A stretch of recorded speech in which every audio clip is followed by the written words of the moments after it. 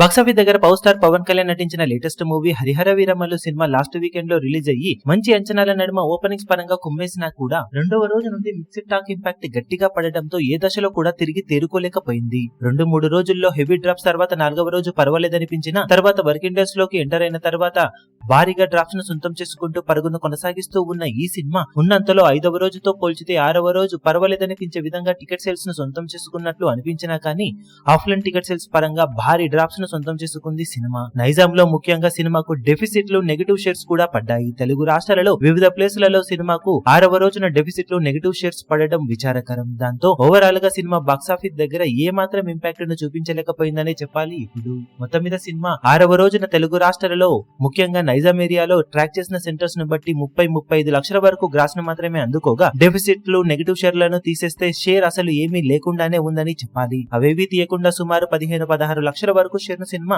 సొంతం చేసుకుందని చెప్పాలి. నైజాం ఏరియాలో తెలుగు రాష్ట్రాలలో కూడా సినిమాకు హెవీ డ్రాప్స్ పడగా డెఫిసిట్లు నెగటివ్ షేర్స్ పడడంతో షేర్ తగ్గింది. దాంతో బాక్సాఫీస్ దగ్గర ఇక సినిమా ఫేట్ ఆల్మోస్ట్ కన్ఫర్మ్ అయిపోయిందని చెప్పాలి. ఈ వీకెండ్ లో కింగ్డమ్ మూవీ రిలీజ్ అవుతూ ఉండటంతో ఇక చాలా వరకు థియేటర్స్ ఆ సినిమాకు వెళ్లబోతూ ఉండటంతో లిమిటెడ్ థియేటర్స్ లో పరుగును కొనసాగించబోతున్న హరిహర వీరమల్లు తేరుకోవడానికి అవకాశమే లేదని చెప్పవచ్చు. ఈ వీడియో మీకు నచ్చినట్లయితే లైక్ చేయండి, షేర్ చేయండి, ఛానల్ ను సబ్స్క్రైబ్ చేయడం మాత్రం మరవకండి. ఏ చిన్న అప్డేట్ ను మిస్ అవ్వకూడదు అనుకుంటే బెల్ ఐకాన్ ను ప్రెస్ చేయండి.